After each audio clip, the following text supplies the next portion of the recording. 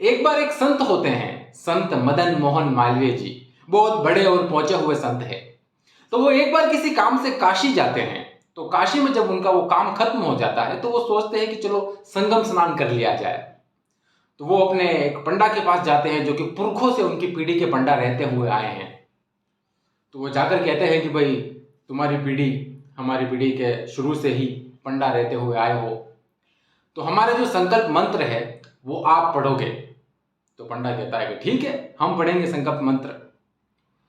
तो मालवीय जी कहते हैं लेकिन एक शर्त है, और वो शर्त ये है कि जो मंत्रों का उच्चारण है वो बिल्कुल शुद्ध होना चाहिए। अब जो ज्यादातर पंडा होते हैं उनको तो मंत्रों के व्याकरण से ज्यादा तो मतलब होता है यजमान से।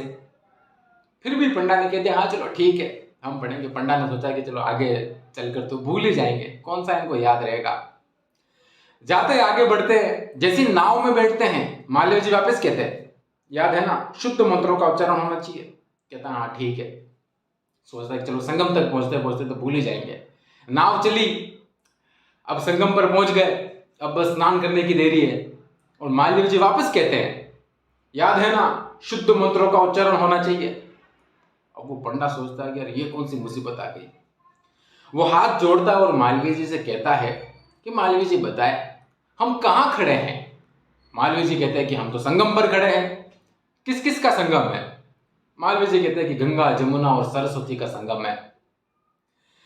तो वो पंडा कहता है कि बताओ गंगा कहाँ है। ये रही गंगा। जमुना कहाँ है। ये रही जमुना। सरस्वती कहाँ है। तो मालवीय जी के मुंह से निकलता है यहां सरस्वती लुप्त है।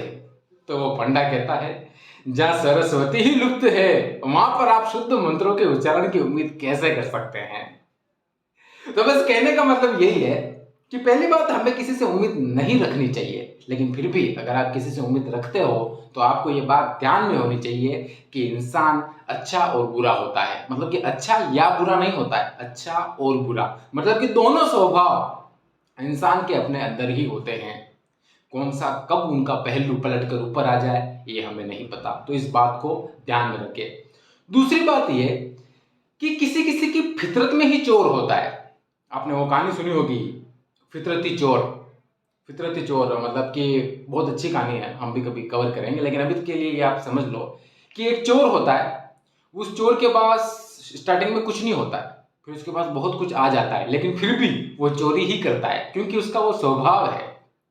वो चोरी के अलावा और कुछ कर ही नहीं सकता, वो सिर्फ उसके बाद भी चोरी ही कर सकता है। तो वही बात है कि कुछ लोग ऐसे होते हैं जिनके ऊपर आप कितना भी प्यार लुटा लो, जिनकी आप कितनी भी केयर कर लो, आप उनके लिए कुछ भी कर लो, लेकिन बदले में वो आपको धोखा ही देंगे या फिर आपका कुछ न कुछ नुकसान ही करेंगे क्योंकि उनको और कुछ आता ही नहीं है। तो ऐसे लोगों से भी हमें सावधान रहने की जरूरत है। तो इस बात से हमें दो चीजों के बारे में पता चलता है। पहली ये कि इंसान अच्छा और बुरा होता है तो हमें वहां ध्यान रखने की जरूरत है। और दूसरा यह कि जो इंसान होते हैं कई बार जो फितरती चोर होते हैं वो आपको रिटर्न में सिर्फ आपके लिए कोई बुरा ही करेंगे, आपका कोई नुकसान ही करेंगे। ऐसे लोगों के बारे में ध्यान रखने की बात यह है कि जब भी ये लोग कभी एक गलती करें, इनसे कभी एक गलती हो और वो आपकी पकड़ में आ जाए तो इनको दूसरा मौका कभी ना दे, इनको दूसरी गलती करने का मौका कभी भी ना दे, क्योंकि वो दूसरी बार में गलती ही करेंगे और उससे भी बुरी गलती करेंगे। क्योंकि जहां सरस्वती ही लुप्त है वहां पर आप शुद्ध मंत्रों के उच्चारण की उम्मीद कैसे कर सकते हैं। Thank you so much. आप सभी को बहुत बहुत प्यार। हमेशा खुश रहें आप।